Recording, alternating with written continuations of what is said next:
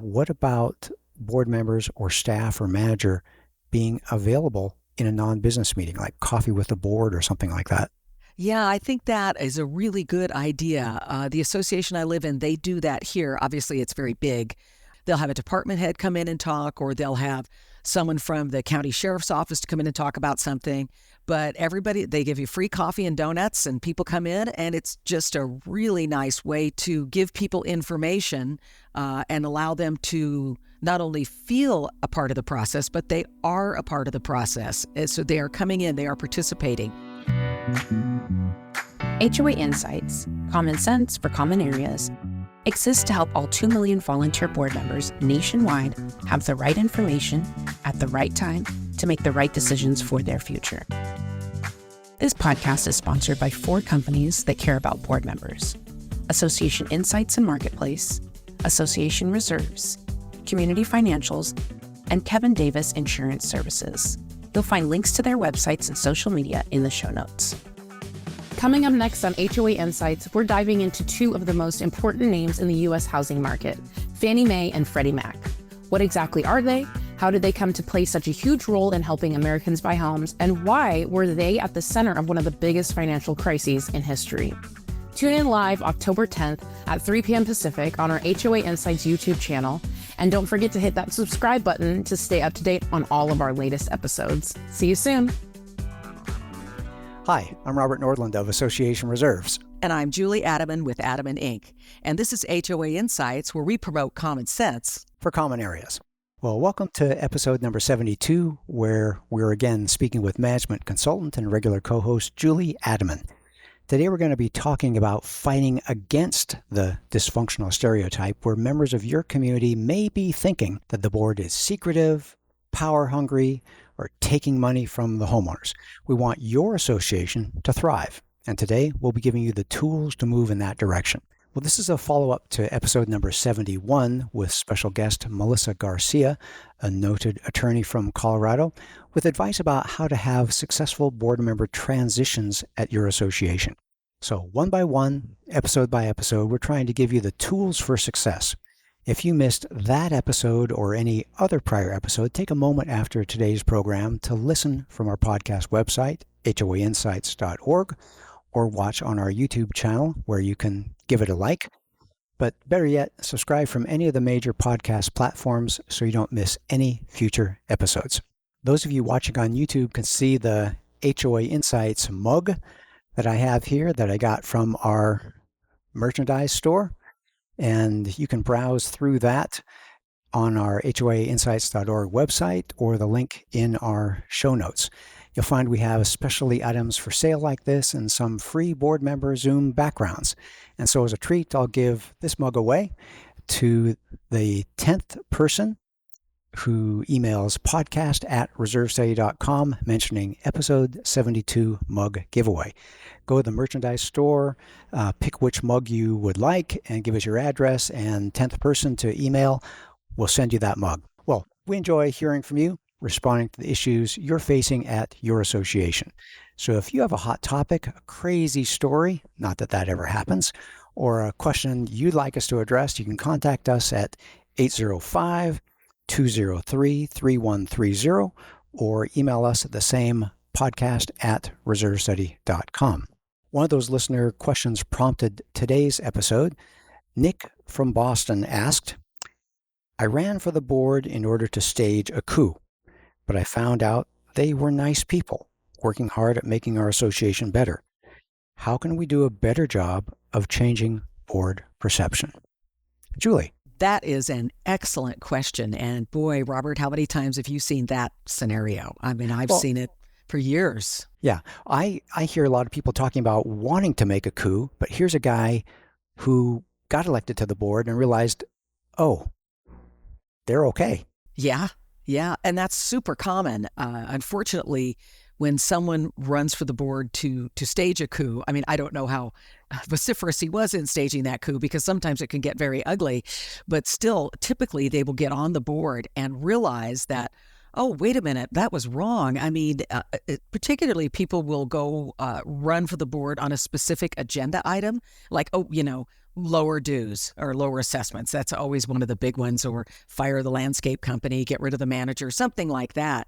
And then they get on the board and they find out, oh, I didn't know all of this other stuff going on. Much as we talked about the last time we recorded, and along with Kevin when you were doing the previous podcast, communication, again, I know I'm beating that dead horse, but I am telling you, it is the number one thing. And I think most boards don't communicate enough. It's time consuming, folks. I mean, I don't blame you. I understand why. And I understand why boards don't do it, because, they may not be good writers, or they may think, I don't write that well, or, I just don't want to have to do all this hassle. And I'll tell you, typically you do have to write the stuff. It doesn't have to be long, just bullet points, but good, regular communication. And let me talk to you all about a really nice little tool now. It's called ChatGPT. And if you have a few bullet points of things you want to get to the membership, you can put that. I'm not trying to plug ChatGPT. There's others as well. It's just one that I have found, and it's really user-friendly. Just put those bullet points in and tell ChatGPT to make 2 or 3 paragraphs out of that. Boom, you have it in a second. Make sure and proofread it. Make sure that it pertains exactly, but it can take the job of having to write a 4 or 5 paragraphs right out of your hands, and it makes it a lot easier. So honestly, there's not that big of an excuse so much anymore not to communicate. Also, I would bring this up too, is that if you have a management company, a lot of management companies will produce or write your newsletter, but they do charge extra, which you guys all know how long it takes to produce your own newsletter. So obviously they have to charge. But communication is everything. Everything. You started out with talking about communication, and I wrote from the heart, because I think if it was Nick from Boston, if he would have known more, then he would have been okay. He could have been likely turned into a helpful volunteer, a helpful committee member, rather than someone who wanted to just cut the head off a dragon. Okay, so from the heart. So you're saying we as a board are doing this, Happy Villas, or whatever the name of the association is, communicating with the homeowners. And in my heart, I'm thinking do it more and in more ways. Are you good with that? Absolutely. More and in more ways. I mean, if you are, honestly, you can't have too much communication. And again, we've talked about this previously, but I think obviously e-blasts. So even if it's not a full newsletter, if you have an email that comes out from the board regularly, even if it has to be twice a month, it doesn't have to have all the earth-shaking things. It can also, celebrate some of the good things that may seem small to you, but as board members, because you're always dealing with all of this stuff, but if something really good has happened or you have some good news, share it. I used to have a board member, these many years ago. He used to call it spin the halo. So it's always good to put something positive out. I mean, for example, let's just say the board decided to put in, the little doggy stations where they have the trash can and they've got the little bags for dog poop and all that stuff. Yep. All you have to do is say, hey, just so you all know where the largest dog walking area is, we've got 2 new doggy waste stations. It could be a paragraph. People like to know that stuff. And even though they don't usually see it all at one time, over a period of time, it sinks in that the board is communicating. At the same time, you should have things up on your website. I would post minutes up on my website so people have an idea of what is going on. Transparency. Post maybe limited financial statements. Any kind of questions, always be open. I know when boards feel like they're under attack, they want to stonewall because it's painful to be under attack. But even when you are, that's the time to kind of open up and take questions and try and answer the best of your ability. And if you can't, get the answer and get back to people. My pen is zooming because I'm taking notes here. I like spin the halo. That reminded me, I had someone tell me long ago, be known for what you're for, not what you're for against. Or be known what you're for, not what you're against. You're against, right. And that's, we added 2 new doggy poop stations. We got a new net on the tennis court. We now have a pickleball net that you can convert the tennis court into a pickleball. It is in the storage room, in case you didn't know, all these things that are and I like spinning the halo and invite questions. And like you were saying, you may not want to put out the private financial information of the association. Maybe you just build it into a pie chart where you show the big picture and say, come to Tuesday's board meeting where we'll speak in detail. And then, as you've said so many times, make that board meeting businesslike yet inviting and organized. Yes, yes. And that is, well, and again, for all you board members who've been serving for years on your boards because no one else wants to be on the board, you really need to look at yourselves maybe and say, why doesn't anyone want to be on the board? If you are having long meetings, meaning 2, 3, 4 hours, I mean, and a lot of associations do. And if you're just a regular size association, I mean, anywhere from 50 units to 500 or 600, honestly, your board meetings shouldn't be any longer than an hour, hour and a half tops, especially for those bigger ones may have a little bit more stuff to do, but then there are ways to control the length of that meeting. But also, you don't want to have a contentious board meeting between factions of board members. That looks really bad, and no one wants to sign up for that unpleasant experience. Or don't let your meeting get hijacked by contentious attendees, homeowners. There's only, I think, Robert, there's only one state that allows homeowners to interrupt meetings, and interrupt meaning ask questions during a meeting. I think that's Nevada. Am I right? I'm not sure, but I would not be surprised if Nevada does that. But have that balance between the openness and the open mic opportunity and the time to move on. And in my experience, I'm going to be real careful here. We have a board member audience. There is a natural percentage of people at community associations that are not well suited to live in a community association. Yes. And they're going to speak out, and they're going to be discontented, and they're going to make claims, founded or unfounded, but you don't have to worry about that because they kind of self-identify, and anyone in the board meeting was like, there goes crazy Jane again. You don't have to take it personally. I think how you react as a board member sets the tone. If you're not agitated, if you're smiling, and if you're like, yeah, it's crazy Jane again, I think people are going to appreciate that, oh, it is crazy Jane, and there's no basis for that. So setting the tone. Yes, and it is incumbent upon the board. It is incumbent upon the incumbents of the board members to set that tone by controlling their reaction. I mean, and even though the person, Crazy Jane, may be embarrassing to you, or or just is taking forever. You can always cut them off, only give them a few minutes to talk. But, right. Your reaction, all you can control is your reaction. You can't control Jane. She's going to be able to stand up and talk like every other homeowner. Just don't let her go on 4 times as long as every other homeowner. Everybody gets 3 minutes or 5 minutes or whatever your association has decided. Yeah, I like that. Well, I like the subject of board meetings. I see that as almost a commercial for the association, an opportunity to shine, an opportunity to have the meeting notes, the financials, and so everyone's on the same page, the transparency that you were talking about. What do you think about special events? Do you take some time out of the business to talk about the local community theater? Remember that the local community theater is doing Oklahoma in 2 weeks. They're good. Celebrate the start of the high school football season. And every home game, we like to root for the Knights or the Chargers or the Possums or whoever they are. Building community. How much of an element should that be? In a board meeting, I would say do that beforehand or after, not during the meeting. Meeting should be only for business. But I think that you're actually talking about spinning the halo of the community itself, because that means everyone's aware of what's going on. I'll tell you, I recently attended a board meeting of the association that I live in, and they did an absolutely beautiful job. Now, granted, it's a very big place, and it's got a lot of amenities, right? But every department head was there, and every department head gave a report, and there was a screen in the front of the room because it was on a PowerPoint.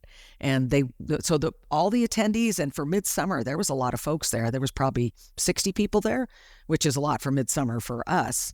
And I'm in the audience, and it was so uncontentious. It was very well run. They stuck to what they were supposed to stick to. And everyone got to hear everything because all the department heads are there, and all they're giving, there's golf, there's the food and beverage, there's everybody who's there telling what's going on and what's happening in somewhat minute detail, which I thought, oh, I don't know that I would do that. But then again, I was thinking this is a 55 plus community I live in here. And, a lot of people, they want to know all those details. So I thought that they dealt with their audience beautifully because they want to know all that level of detail. Pretty good deal. And that's a transparency in saying that summer hours for the restaurant are this. And you all have known that the hole number 10 on the golf course has been bad for this reason, and we're going to get that fixed beginning in October, and we're going to move forward on our plan to seal coat the asphalt in phase 4, which are these 7 streets. And just all of a sudden you realize, the association is taking care of business and reacting to. Were you at the meeting? Because that's what they talked about. No, I'm thinking, because I've been in places like this, but it is that interesting balance of the details that people want to know to feel comfortable that the board is telling the truth. Yes. And without being bored to death by, we pruned 37 acacia trees and 18 red maples. And I'm probably getting this all wrong, but you don't need to know all that. But we've hired a new chef. The lifeguards will stop after Labor Day weekend, or the weather is so good that we're extending the swim season one more week or whatever it is. Boy, that sounds like an association that is functional. And it would be hard for anyone living in that association who gets the email blasts, who goes to a board meeting to say that, that board members, they're stealing our money, when they're seeing all these good things getting done. Yes, and that's exactly what they were doing. This association is, I think, so the first units, I think, closed in maybe 1989 or 90. Ooh, and so it's been around. Been around, and they are really good at getting things done as they need to get done. And they've spent a lot of reserve money in the last year or two. Long as I've been here, and it's to upgrade the clubhouse, upgrade the restaurant, and it's just, you can see the results. And overall, I have to say, this is a pretty happy community, which I just find astonishing because everyone has the stereotype, Robert, of a 55 and better community. They're all full of, Karens that are always looking for something wrong because they're retired and they're bored. That could not be further from the truth. I mean, of course, every association's going to have its 1%ers that are just awful and you can't do anything about them. But overall, incredibly happy people. It's really, and it shows. It shows. Well, that whole idea of community. Well, I've got a couple ideas to follow up on that. Yeah. But let's take a quick break here to hear from one of our generous sponsors, after which we'll be back with more HOA Insights. Is your HOA or condo self-managed and you don't want to work as hard volunteering? Are you full managed and looking to save money? Or are you looking to split the accounting from a manager's role for better service? Let Community Financials handle the monthly accounting for you. We collect dues, pay bills, produce financial reports, include portals, and help with other support services, all while providing awesome service. We'd love the opportunity to help you make your community accounting stress-free with our industry-leading systems and expert team. Visit our website, communityfinancials.com, to learn more. Well, during the break, Julie and I were talking about the stereotype that we launched with and some ways to work around that. But again, we're dealing with stereotype of thinking that people are stealing from the association, people are power hungry, they're secretive, they're all this kind of stuff. And there's ways around this. And one thing that struck my mind was the idea of the board members being open. What about board members or staff or manager being available in a non-business meeting, like coffee with the board or something like that? Yeah, I think that is a really good idea. The association I live in, they do that here. Obviously, it's very big. And it's really, they call it coffee with the GM, and the GM isn't necessarily the one who talks. They'll have a department head come in and talk, or they'll have someone from the county sheriff's office to come in and talk about something. But everybody, they give you free coffee and donuts, and people come in, and it's just a really nice way to give people information and allow them to not only feel a part of the process, but they are a part of the process. And so they are coming in, they are participating. You are, and just you said it earlier, the board and administrative staff is building allies. By doing this, you're building allies as opposed to enemies. They are so transparent. It's almost too much information. I mean, not really, but for me, I sat in this meeting and I listened to the department head, the maintenance operations department head. Great job. He did a fantastic job, answered every question, and there weren't very many. There had to be, I'd say there was 100 people there, Wow. And yeah. And this is mid-August in Arizona, so that's all of us who are left here in the summertime, the 2,000 units. But anyway, it was just a terrific thing. Now, of course, the coffee donuts it's always it's a nice thing to do for people. I mean, it doesn't cost that much, and you're building goodwill and answering every question possible. And also, I was really impressed because the board members were all there. They weren't up front; they were in the audience with the folks. And so a couple of people asked questions of the board, and they took those questions, fielded them very well. But then the department head goes back on. So I think it's a really good idea. That's all that promotion of transparency, and it keeps the board members from being perceived as the stereotypical board members of a homeowners association. Robert and I were talking earlier about the TV shows, or movies, but mostly TV shows that portray homeowners associations. We were talking about Frasier, that old show where Frasier installed the wrong door knocker and the board president put a note on his door within like a minute. But that kind of stereotypical behavior, which of course is based on reality to some degree, but you fight that by consciously not being that. You have to really be intentional about how you operate. Yeah. Well, fight that. Let's talk about the reality. In my experience, there's going to be 1 to 5% of people at a community association that don't fit in well. Right. At a large place like yours, that may be 20, 50 people. Sure. I would say, I'd say 10% of the people are always, you always hear from the same 10%, but of that 10, there is really 1% that are really difficult. And that, for us, that would be 20 people. So, but that's, 20, 25, let's just say that, but that can cause havoc. Yeah. Now, that's what you've been describing as a healthy association. And so if you have an association of 100 units and you have 2 or 3 or 4 people that are discontent, that's actually kind of in the normal range. It's a low number of percentage points. So you can't get too wound up about, we are dysfunctional when you have kind of the normal amount of humans involved at your place. Is that fair to say? Absolutely fair to say. I mean, I always describe this industry as life on the bomb squad because all you deal with are people, and everything can be going swimmingly. It can be perfect, and boom, it blows up because of the people factor. And you can't control people. It just doesn't work. It just doesn't work. You try, but then there's gonna be some sabotage if you try to control them. Okay. Well, we talked about secretive, power hungry, and taking money. So how do you fight that? Just a couple of months ago, I was doing a reserve site inspection for a high rise. I walk into the lobby, and there was a little box of pastries, and the note said, "From the board, Happy Tuesday." I was like, "Geez Louise, already I like this place." Right. How much did that cost? $10 from the local bakery across the street, promoting the bakery, promoting goodness, promoting people feeling welcome home. You can do so many of those little things to help and build the allies, build the people on your team that all of a sudden you are fighting that stereotype. Yes, you took $10 of association money to buy the goodies. Fine. But I think if you're doing those little things, then they're not going to think that you're buying a Cadillac. A Cadillac, or you're lining your retirement fund with association money, or the roof that just got done. If you're taking, they won't think that you're taking 10% of it. The openness, the transparency, all these little things. Goodwill. Yeah. It's goodwill you want to build.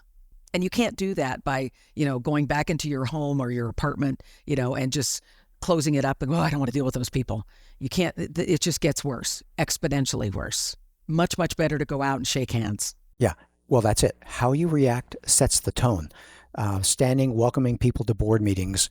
We can shake their hands again, smiling, saying hello in the lobby, in the rec room. I like that idea of coffee with the board, where it's not an official, stiff board meeting, where you can talk about local community events. You can talk about how it's nice to see that the tree out front is finally blossoming. Or say, well, what do you think? Do we have enough doggy waste stations? You're a dog walker, aren't you? Gathering information. Exactly. And when you do that, you can put your finger on the pulse of what's going on in the community, and then the community does not perceive the board as being out of touch, because that's another one of the stereotypical things. Well, they're stealing, or they're only in it for themselves, or they love the power, and they're so out of touch with the needs of the community. I mean, we have enough of that in general politics as it is. The HOA is so close to the home, so close to the human beings. It's so close. There's no reason, and frankly, no excuse for being out of touch. Yeah, I like that. I think there's something sensitive about when you're talking about your home, you're talking about my castle, and that goes straight to my heart. And when you're getting in front of that, it's going to be hard for people to say that you are doing bad things when you are available, when you have a smile on your face, when you're communicating effectively, all these kinds of things. And it seems to me like the best defense is a good offense, where you are here and you're saying, not here. Yeah, it's proactive. I mean, if offense, defense is correct, but everyone, if you get in front of it and stay proactive, that will save you. I know everyone's like, oh, it takes time to do that. Yes, it does, but that's a lot less time than having to clean it up on the back end for being non-transparent, or you may never recover from that. The board may never gain its credibility back. So it's much, much better to be in front and in the front wave of the issues. And that's again, let's bring it right down to being in touch with the community and what's going on and what is important to them. And you could do that just like this through GM, at our association, it's Coffee with the GM. And like I said, there'll be department head or someone come out from the sheriff's office and talk to folks. It's just a really nice way of being a part of the community. And as board members, honestly, we need to embrace it always. I know it feels like a lot. You're like, oh, I deal with these people all the time. But you signed up for it, and do the best that you can in embedding yourself with them, and which also will keep you from having that us and them thing, because that's another stereotype, Robert, the us versus the board versus the homeowners. And it can be that way, but it's up to the board members to try and not let that happen. Yeah. Well, I think we get back to the basics that our board member audience signed up to be the board. Maybe them were like you and I, where we got our board experience because we were responding to a crisis, but they're on the board, they're busy. But I think I just want to emphasize what you said, that if you spend a little bit of time being proactive, that can save a lot of time downstream. Yes. Where being kind and not allowing the tentacles or the claws of dysfunction to begin to manifest themselves. So if you are just focusing on business and otherwise you hide in your home, I think you're doing the association a disservice. And yourself a disservice. That will foster more negative feelings than almost anything, because they feel like, oh, you just don't want to hear from us. We're just the lowly homeowners, and you're on the board, which is ridiculous because they're just homeowners too. But I think that's right. You're right. And that goes to they must be out of touch. They must be secretive. They must be power hungry. They're better than us. And by the way, they're taking our money. And so, being public is important. And that's a small but a good investment of your time. Well, Julie, as always, it's great talking with you. I feel like I'm the luckiest guy here because I get to hear these issues come together, and I feel like I want to promote these ideas to as many places as we can. But any closing thoughts to add at this time? Well, I know we've talked about this so many times, but board members, what you are doing, and I've been a board member on two associations at one time for several years. So I know from whence I speak. And I'm actually running for the board here too. Yes, How about that? I just threw my hat in the ring. There's more coffee and donuts on a regular basis. More coffee. I'm not on no donuts. I don't Well, donuts. you're on the swim team. Okay. I am on the swim team and the swim board. I'm on their board too. Of course. But anyway, I mean, it's when you step up to be a board member, whether it was through a crisis, like that's how I originally became a board member at my last place where I lived, and Robert stepped in as well for the association he was on because it was a crisis issue. And we're professionals, so we kind of step in and go, okay, we know how this is going to work. But for all of you board members out there, I just want to make sure you know how valuable your volunteer hours are. And though you don't hear it very often, I'll tell you what, without you, the association would come to a halt. Yeah. And do you ever get to hear that very often? No.